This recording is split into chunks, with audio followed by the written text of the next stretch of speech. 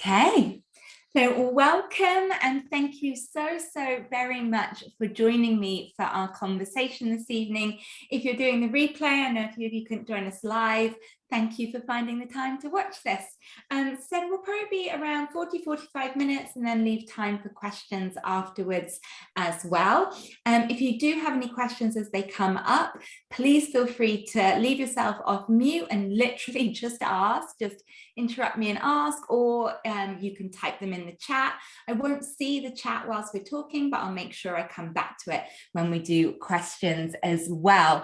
Some of you I am very familiar with, and others this is the first time of seeing you. So welcome, my name is Laura. I'm a yoga teacher based in Southampton in Hampshire. I have been practicing yoga, I just had to work it out, for 22 years. Started when I was 16 at school and have just never stopped. I've been teaching yoga for 12 years, Marcus nearly all of those 12 years.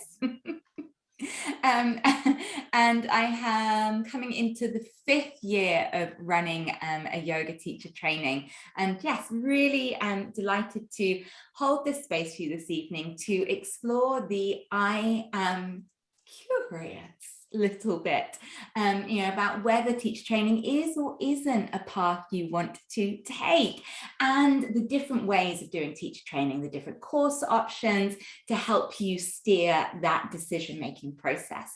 So I find when people have that little thought in their head of, oh, maybe I could do yoga teacher training, there comes with it an entire spectrum of feelings, a sense of excitement, you have a passion, you have something you love, of exploring it deeper, an idea of freedom, of living a life that's a little bit different, but also fear and self-doubt.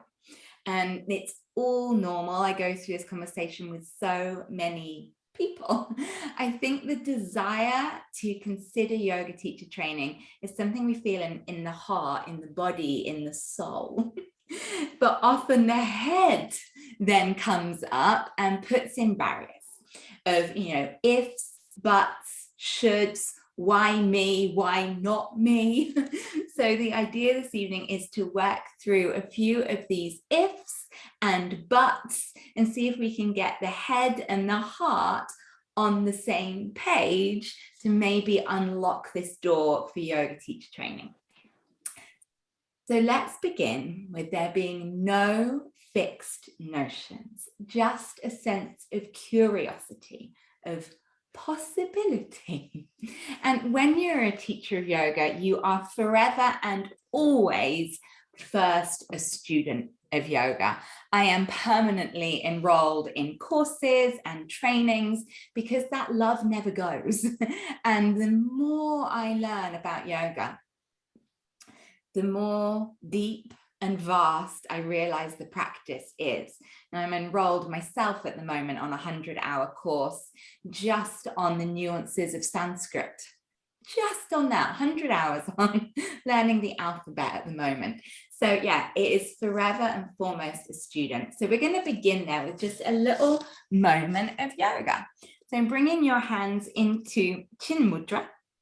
So having your thumb and your ring finger lightly touching, the other fingers splayed out, and let that rest down on your legs. Allowing your eyes to close.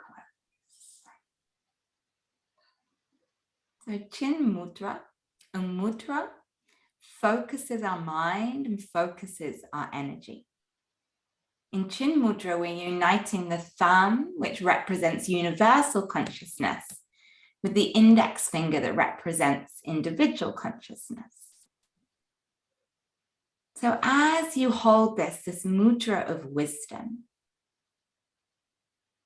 just consider all of the wisdom that you already possess. When you teach yoga, you bring your full self, all of your life's learnings,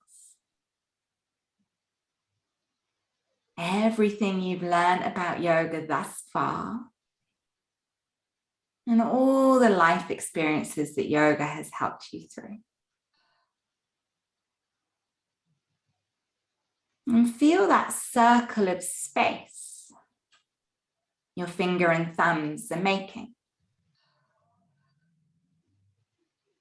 And allow that circle of space to represent possibility. Possibility for you to do and create anything that you can dream of. And bringing the awareness to the breath. Deepening the inhale.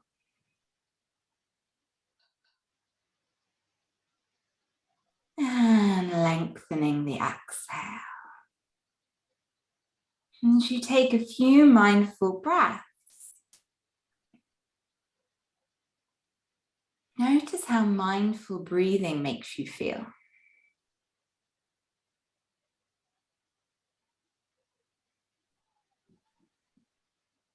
The wonders of yoga can be so simple.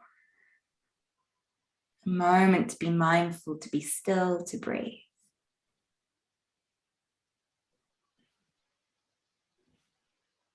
As you open the fingers and the thumb, making that space for openness. Gently bring your palms together in Anjali Mudra at that heart center, Anahata Chakra.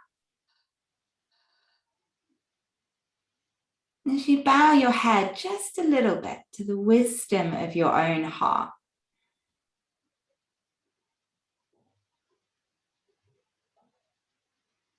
As you think to yourself, I am curious. I am curious.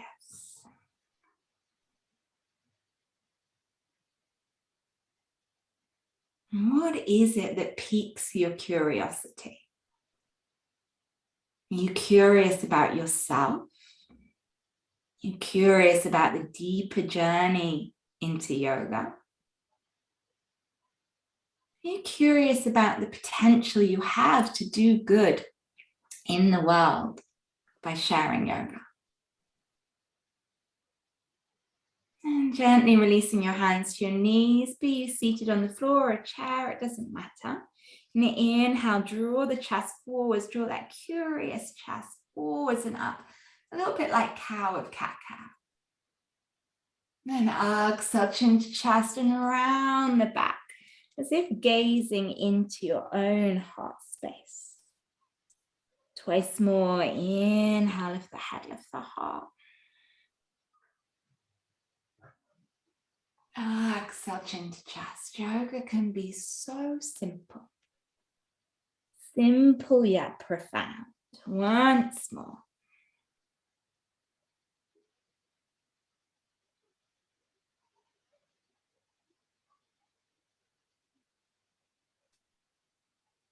And coming back to stillness. You think to yourself, why are you interested in teacher training? Is it A, and it might not be any of these reasons, that you wish to deepen your own knowledge and personal practice of yoga, that forever learning? Is it that you wish to share your knowledge and practice of yoga with others? Is it both, or is it something else? So have a think, why is that? A, you wish to deepen your knowledge. B, you wish to share, or C, both. And maybe just type in the chat an A, B, C, or something else altogether different. You wish to spend your days bare feet and in leggings. Now I remember how you find the chat. There it is. Yeah. Nice. Both. Yeah, to share both, definitely. Yeah. And I think that mine wasn't both, and mine wasn't initially to share. So when I first enrolled in a yoga teacher training course, I'd recently finished an immersion course with the British Wheel of Yoga, which I'd purely done to deepen my personal practice.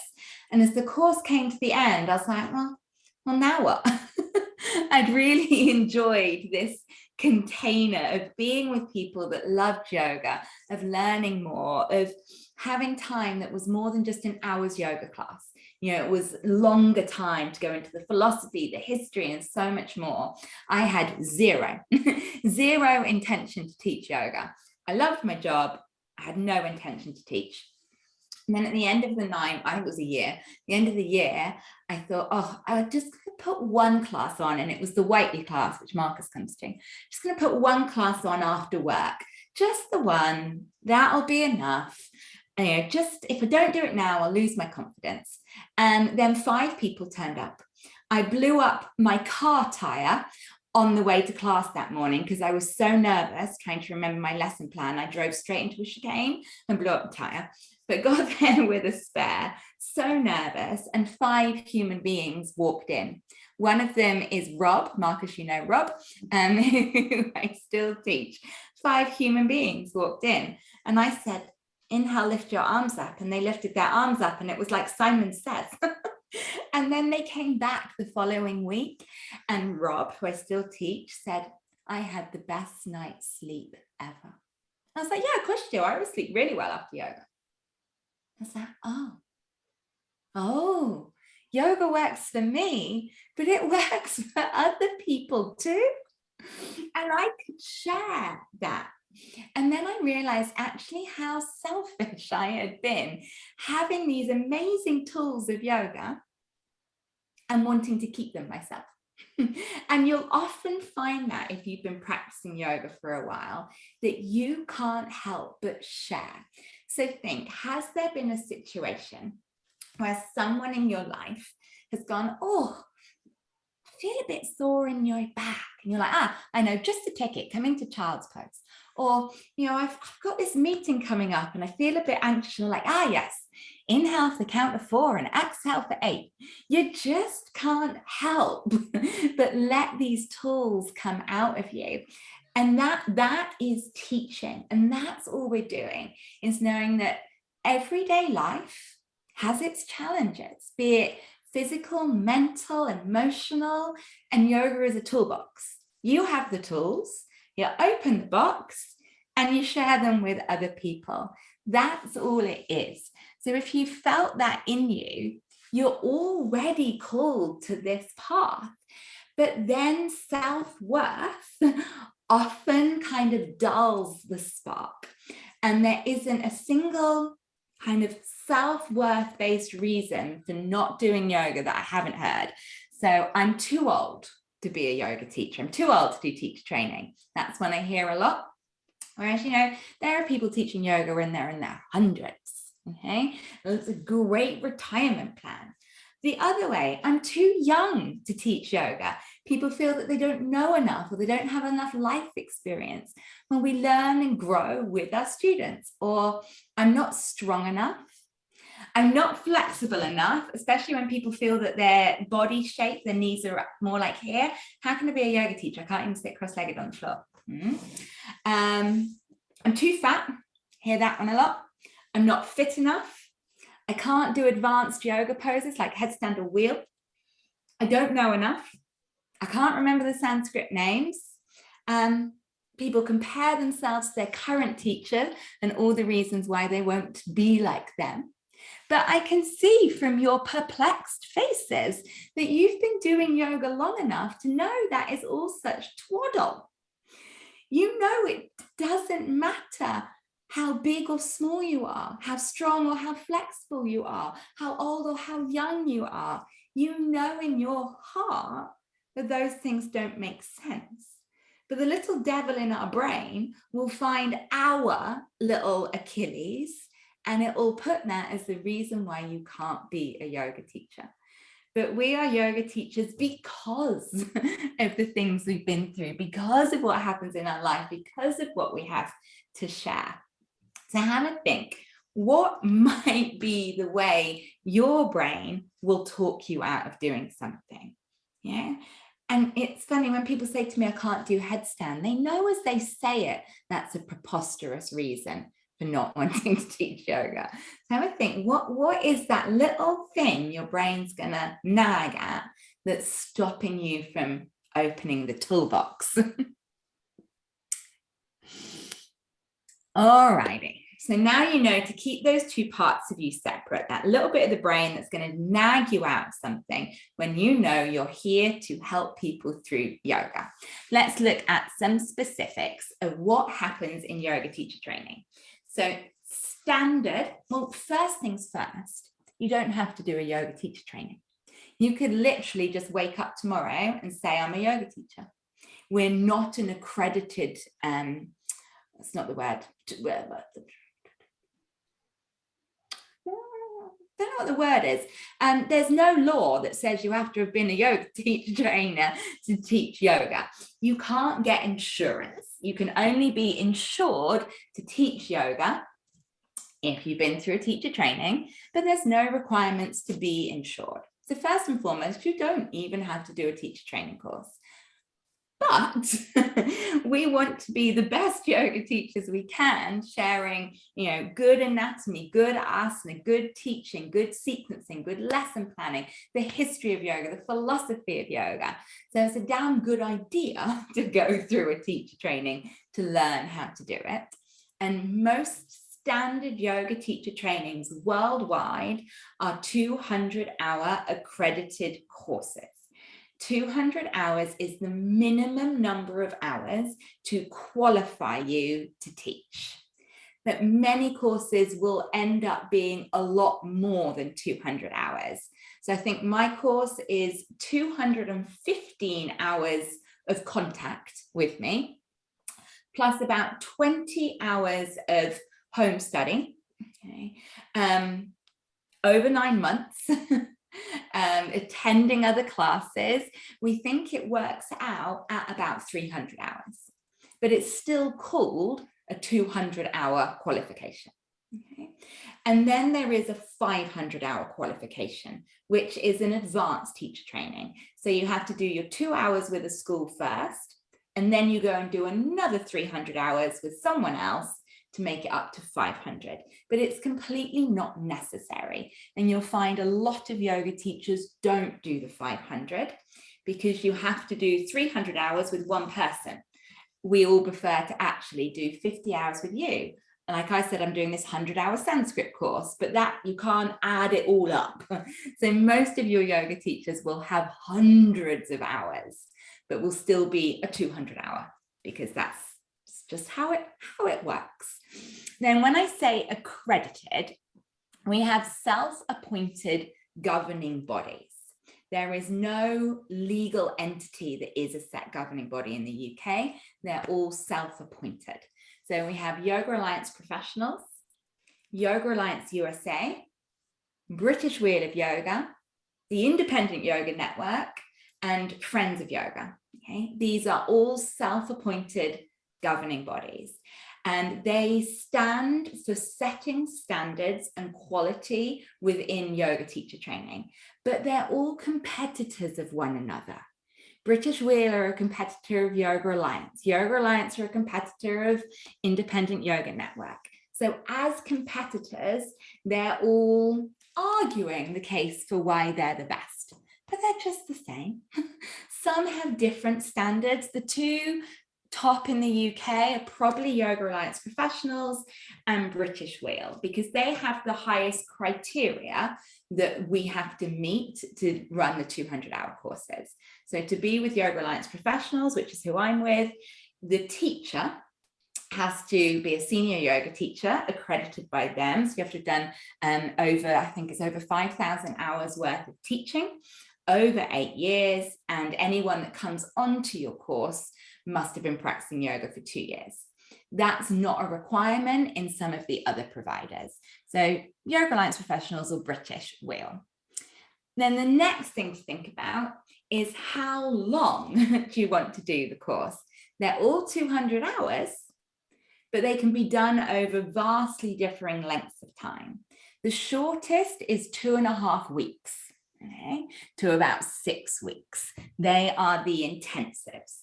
Then you get courses in the medium that are like 6 to 12 months, so mine's 9.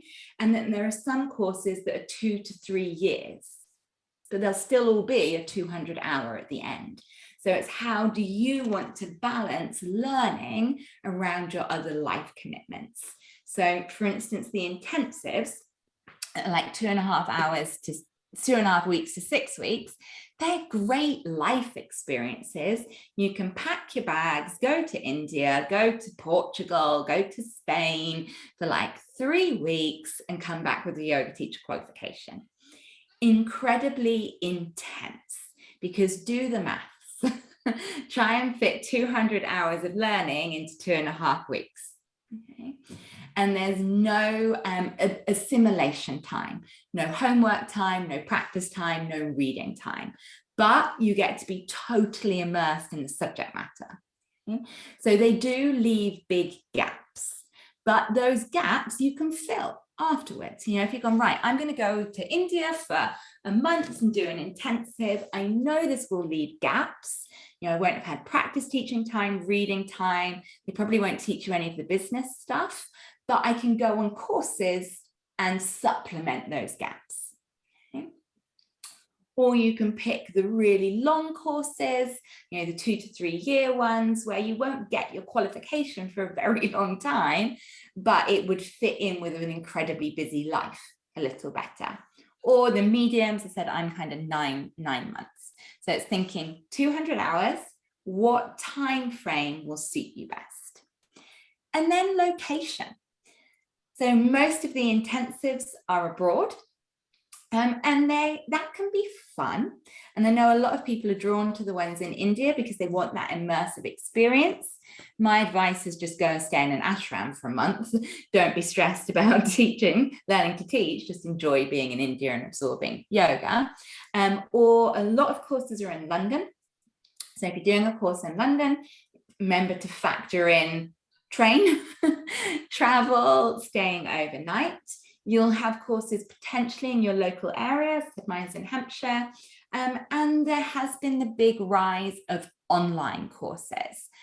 So prior to COVID, there wasn't a single online teacher training course that was accredited by either Yoga Alliance or British Wheel, because they agreed that learning to teach yoga online would be like learning to drive a car online.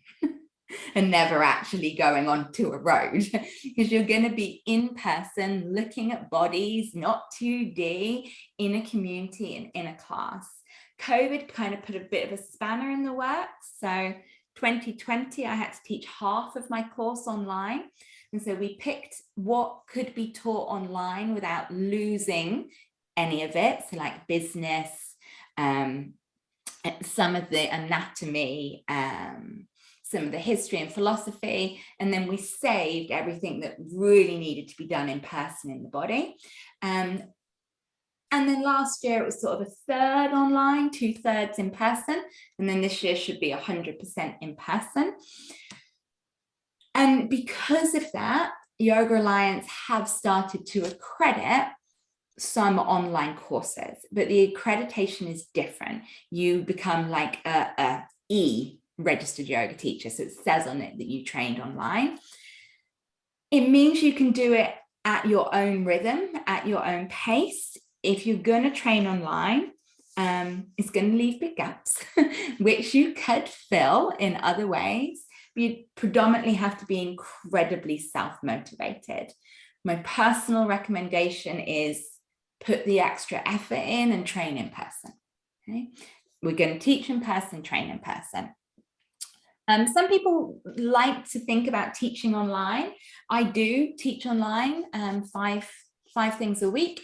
It's good teaching online if you already had a client base. It's hard teaching online if you didn't already have a client base, because there's YouTube and YouTube has hours of free yoga. Okay. Then you need to think about the yoga style. Okay. So some yoga teacher training courses are focused on one style. So near me, we have a hot yoga studio that teaches you to teach hot yoga. Okay. Others will just focus on forest yoga, or, you know, there's the Bikram yoga teacher training. They'll train you in one style, which if that style is 100% what you want to teach, great. Other courses will teach you a set sequence. So you learn how to teach one sequence, how to go out into the world and teach that sequence. And other courses will be much more broad. So in mine, we teach you how to teach yoga. And so that covers like vinyasa yoga, so the flowing dynamic, Julie, what you like. It covers restorative yoga, when you just lie down and cuddle a pillow. It covers yin yoga, it covers chair yoga, hatha yoga. So think, what do you like and what do you want to teach? I teach vinyasa, chair, yin, and restorative. And I find that gives me lots of choices of how I can set up my classes, how I can run retreats. So think, do you want to learn one style or do you want to learn multiple? And do you want to learn a set sequence? So some teacher trainings will teach you, as I said, a set sequence, and they really want you to learn a model, their way. Okay, and that feels very safe. You come out with a sequence, you know how to do it, it feels very safe. It's not what floats my boat personally. I like to bring someone's individual personality and light to the surface, but that definitely makes it harder. Yeah, so think, what's the style and what's the method? And then look at the syllabus, because this is what people don't realize when they're looking at yoga teacher trainings. The governing bodies, self-appointed governing bodies, leave it 100% up to the yoga school what we put on our syllabus. I have complete free rein. Okay, there is zero set syllabus. Okay, so every yoga teacher training syllabus will vary dramatically depending on who's teaching, who their guest teachers are, what they think is important. So really look carefully at the syllabuses and see, does that marry up with you? So my syllabus includes a significant chunk of business methodology, which isn't normal in teacher training, but I mentor yoga teachers in business, and it's probably one of the hardest things, is you get taught how to teach yoga but not taught how to set up, run and establish yoga classes. So it can be easy, if you don't have a sort of self-employed business background, to not actually do anything with your qualification at the end. So if you want to work self-employed, look to see if the training includes business. If you're particularly interested in chanting and meditation, how much of that is in there? If you really want to go deep into the history and philosophy or the anatomy, so really interrogate what the syllabus is of a course, because there's no set recipe. Okay. I found this out when I did my immersion course. Same with that, there's no set syllabus, there's no set syllabus on the immersion course that I run. And the teacher I did it with in Richmond, his particular life passion was colonic irrigation. And then it took a significant part of the course, and I wasn't really down for it. So look carefully at the syllabus and see if it matches what you're looking for. Okay. So then what to expect when you're doing any yoga teacher training? Always expect it to be intense. There will be tears. Always. At some point, one day, 1 week, 1 month, it is intense. But you will form friendships that last a lifetime, and it will be life-changing. Okay? Because it's yoga. And you're going really deep into yoga, and you're taking something that you're so passionate about, and then you're going to try and learn to teach it. And because you're passionate about it, you want to do it really well. So you put pressure on yourself, and that makes it a little bit emotional. But whoever you train with will be so used to that. They'll be so used to that. And then, you know what they say, when you go through a traumatic experience, you make these bonds with people. It's why your fellow teacher trainees will be in your life forever. I have WhatsApp groups for all of the previous 4 years, and they still they're still going. 2019s, they're all meeting up on Sunday. Last year's are going on a group holiday up north somewhere, Peak District, Lake District, Peak District. You just don't know it yet, but you have this whole new family of people that once you do teacher training, you can't get rid of them. They're gonna be in your life forever.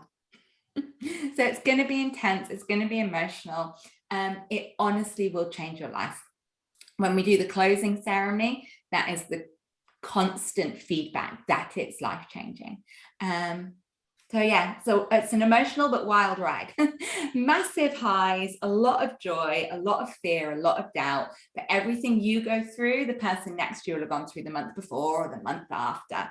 You all go through it together. And a lot of support. Yeah, so specifically with my course, I said it's 200 hours, it's Yoga Alliance Professionals, it's 9 months. And I said we can choose how we set this up. So mine is 8 weekends and 1 week intensive residential. So you still get that retreat experience. You should have your senior teacher, which is me in my course, should be there at least 70% of the time. They should teach 70% of the course and then get guest experts in on areas that know more than them. We don't have to include homework. I do. So there's 10 homework assignments in my course, but all directly related to what you're going to do. So like one of them is create a marketing poster for your classes. Another one is to plan the framework for a beginner's course. Another is to write an essay on the power of breath. So like directly related. Another is I give you an injury. That came out wrong. I assign you the topic of an injury, such as a hamstring tear, and then you give a 10-minute small group presentation on what is a hamstring injury, what in yoga is contraindicated, what could help, so that when you do get students come to class going, oh, I've got a rotator cuff issue, you know how to research it, how to tell them what yoga poses might help, how to tell them what yoga poses might not. So again, these sort of real world tasks. Then what's quite unusual, there's only one other school that I know do this, it's probably what makes my course quite brutal, is there's 8 real world classes. So on the Sundays of my course, my students come. They come for 90 minutes, my real life students, and my trainees teach them. So 8 real classes from month 1, so that when you go out to teach, it's easy because you've already taught 8 classes to my students. Versus when I did my training, I just had to teach one pose. I had to teach side angle. So hence when I got to my first class and there was this room full of people and every time I moved, they moved, it was all weird. So you actually have to teach real human beings. Most of the time you tend to practice teach on one another in other courses. But you know, if Julie was to try and practice teaching Marcus downward facing dog, Marcus already knows how to do a damn good downward facing dog, so it's fake. But when you go into a beginner's class and you see a beginner do downward facing dog for the first time, you're like, oh, that's not how it looks. So you have to practice on real people, not fellow yoga students. So it might be your loved ones, it might be your friends, it might be your family, or as I said, it might be my students. Yeah, tough, intense, challenging, worthwhile, broad experience in all things yoga. So I teach all styles, and mine's not a cookie cutter teacher training, which is challenging because it's about bringing you, your unique light, all your quirkiness to the surface, and finding your voice and your magic, so you're not a carbon copy of another teacher. So that has left us quite a little bit of time. It's a whistle-stop tour. So let's answer some questions, or any question, any thought. Let's have a chat.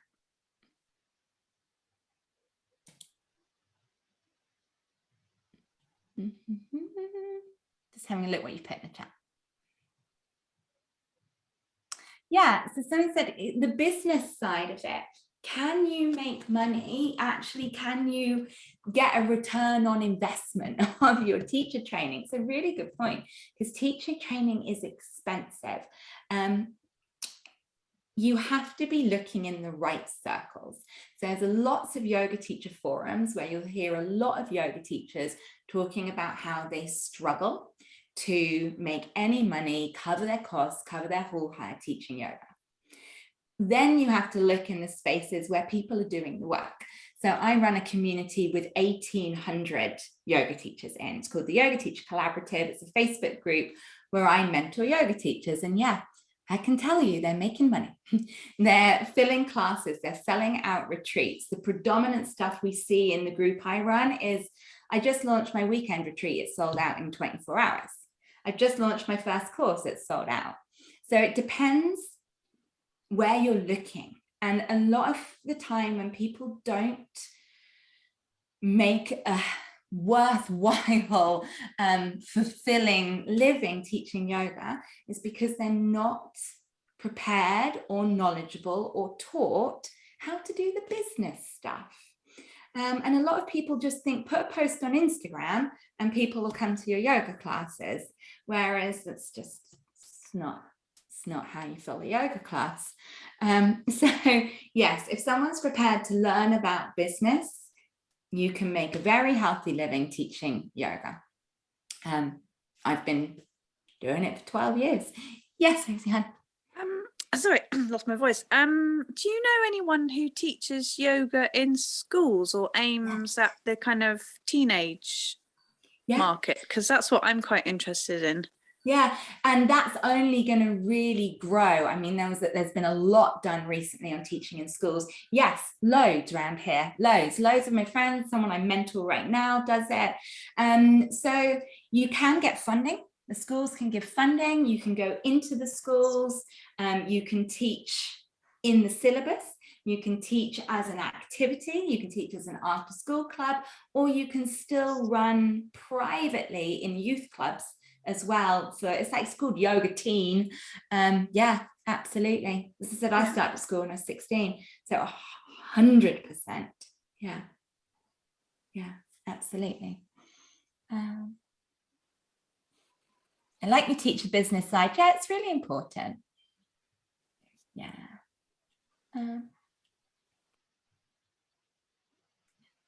Are there any books or podcasts you would recommend to supplement learning? Yes, I will send you my reading list. When I send out a thank you tomorrow and send the replay, I'll attach a reading list. Endless. If you were going to start with a podcast, you might already know this one. Do you know Yogaland? Yes, there's a podcast called Yogaland. That's really good. Endless. I guess it depends on the books. What bit do you want to supplement? So what bit would you like to learn more about, Hannah? Is it anatomy? Is it breathing? Is it history? Is it philosophy?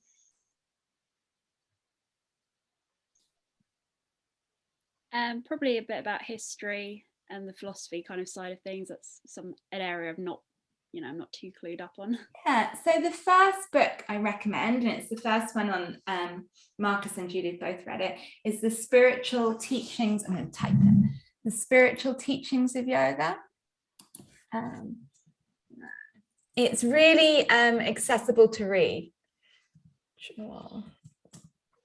Teachings of Yoga by Joe Manuel. Not sure if it's an A or an E, and Mark Forster. So that'll get you enough on Google. And it is just, it's quite old now, but it covers everything in progressive amount of depth, starting quite simply. And it begins with the analogy of how, obviously in the West, there has been such an over focus on just asana rather than all of the practices that make yoga. And it's saying that when we just take asana, it's like taking just one ingredient out of a cake recipe and still expecting to make a cake. It's like you need all of the ingredients. You need the yoga, you need the asana, you need the meditation, you need the pranayama, you need the philosophy to make the beautiful big cake that is yoga. So I love its real world analogies. That's a good book. What other questions, thoughts, reflections?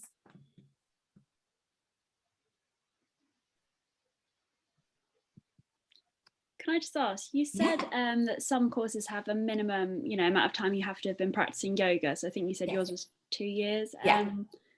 So I started yoga before the pandemic, and then obviously classes were put on hold. I did some online courses and stuff, like online classes, sorry, and then went back, post-pandemic when they were back in person. Does it have to be, years consistent?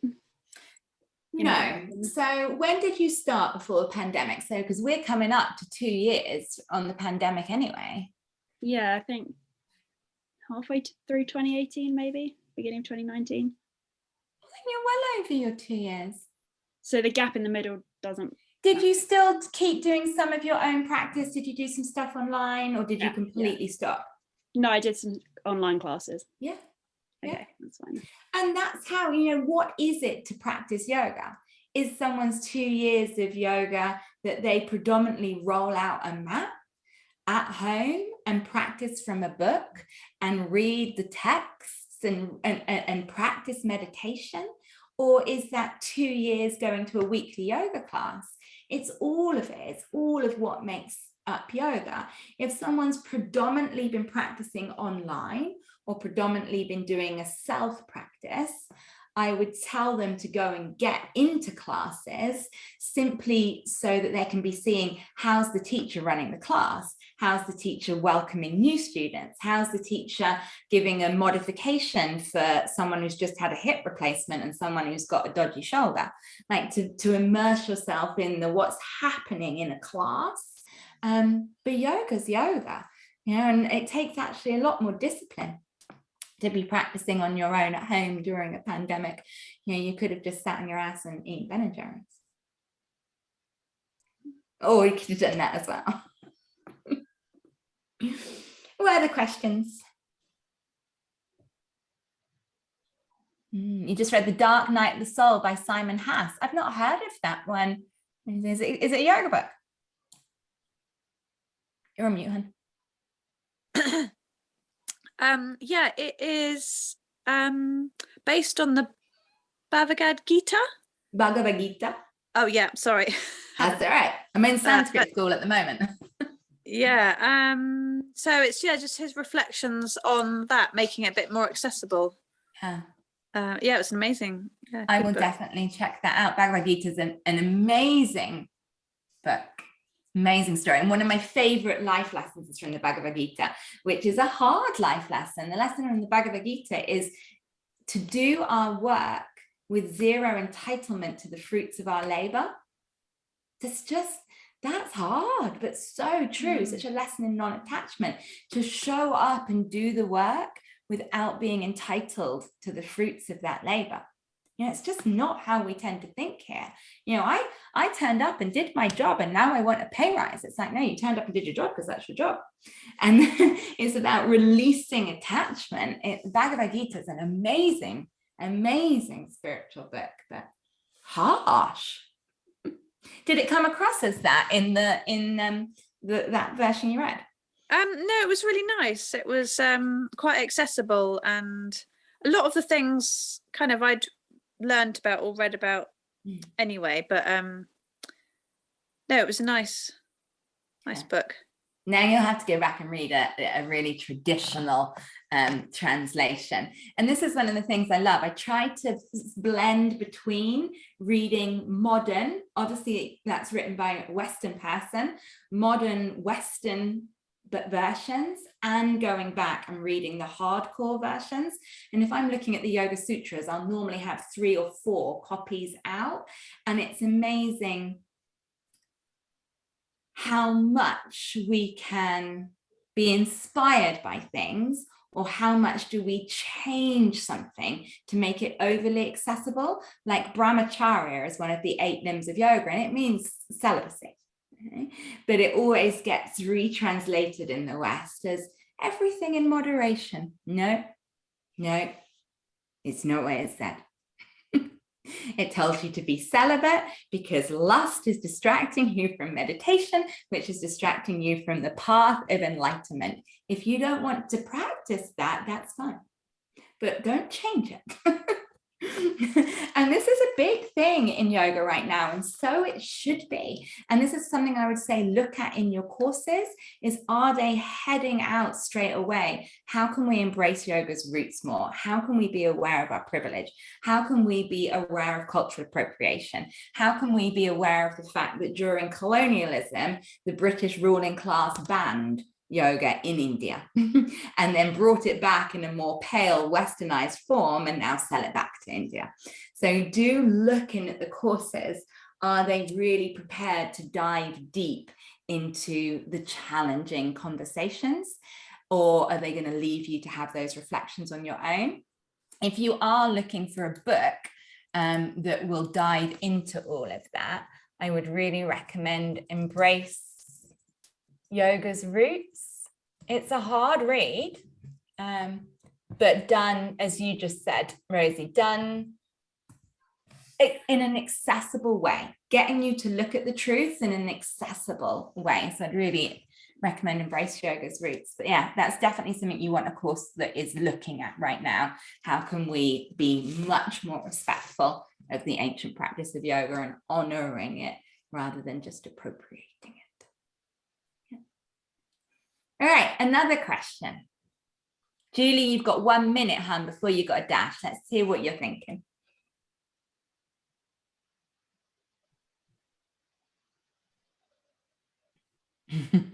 Anything, Julie, or are you all right, hun? I'll just unmute myself. I was going to type, but I'll just unmute.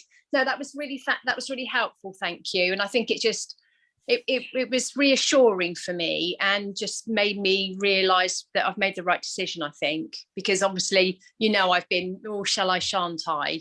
I mean, and I've paid my deposit, but I think really this has just been really reassuring for me. And I'm just really excited to start the course now.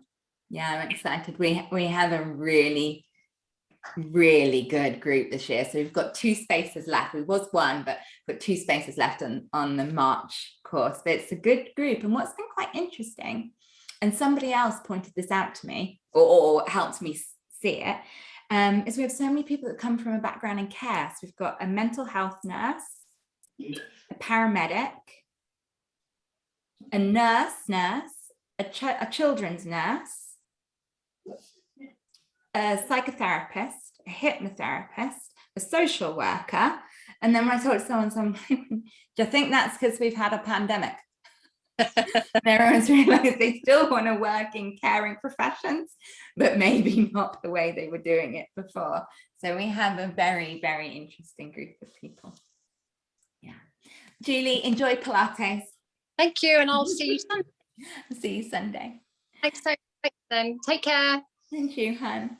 Bye. Any final questions? Any thoughts? There is no silly question. Or random tangents. I'm always up for those as well. Yeah, just hearing, there's only a couple of spots left. When do you think would be a good, obviously sooner the better to decide, but I'm still a bit sitting on the fence. Yeah. The reason I say to decide sooner rather than later is simply because the first homework assignment is due on day 1, which is to have read that book, The Spiritual Teachings of Yoga, and I give you a chapter, and then you go into a group with like 3 other people and you share your reflections on the chapter. So that is how we kick off from day 1, so that you immediately get used to taking a book and then talking about a spiritual teaching, a philosophy teaching in your own language, in your own thoughts, in your own reflection. So I would say sooner rather than later. But did you have any questions, any thoughts, anything you wanted to go through now? No, not really. It's more of a sort of personal decision. But yeah, I wouldn't want to miss out for being slow. But these things happen. No, it's just the right timing. And if you do want to chat one-on-one anytime, we always can. But yeah, I'd say, so we're just under a month. So we start on, we've got 4 weekends left. So this weekend's the 19th and we start on the 12th of March. So you got that's like 3 and a bit weeks. And the other, do you mind me asking the other people on the call today, are they all booked on, or are they all mulling it over too? No, Julie was booked on. Marcus has just done my immersion course and is thinking for like, come back to me in a decade, aren't you? I'm keeping my options open, my time period. I don't know, this year's just, I know my head's not in the right place yet. Yeah. I'm hoping it is by next year. Yeah. So that's why Marcus said to me on Class Monday, it's like, even though I'm not thinking now, can I come and chat? Like, of course. Yeah, it could be quite a good time for me. And I've got quite a lot of free time, so I'd be up for all the coursework and stuff. Yeah. Well, I would love to have you, you know that. If you want to talk it through any more another time, we always can. Thank you. Hannah, Freya, any thoughts, any questions, my loves? Just taking it all in, to be honest. Lots of information, and I really like how your course especially has the opportunity to teach like not students, not other people that know what they're doing. So yeah, gonna mull it over. Yeah, I really like it. I was really nervous about having that part of the course because, you know, when you see signs outside a hairdresser saying, you know, model wanted for the apprentice, you think, who's going to let the apprentice cut the hair? It's like, I wonder if my student, but right from the very beginning, my students have supported it so well, and they get really invested in the journey because they see everyone literally on the first Sunday when they're 10-15 hours in teach, and then they come every time right through to so they see this evolution, and they just get so personally invested in each person's journey and willing them on. It's really special. It's a nice community, I think, to know you're supporting someone else's dream. It's great. And they get a 90-minute yoga class for £4 as well. Bonus. Exactly. Alrighty, any last questions, or I will bid you good night. It's all good. Alrighty, Marcus, I'll see you on Sunday for the last day of our immersion. Bring all the pillows, all the blankets, because you know we've got a sound box. All right. Thank you so much. Pleasure. Hannah, I'm glad you could join us, hon. Thank you so much. Very helpful. Thank you. Enjoy your evenings. Bye. Bye.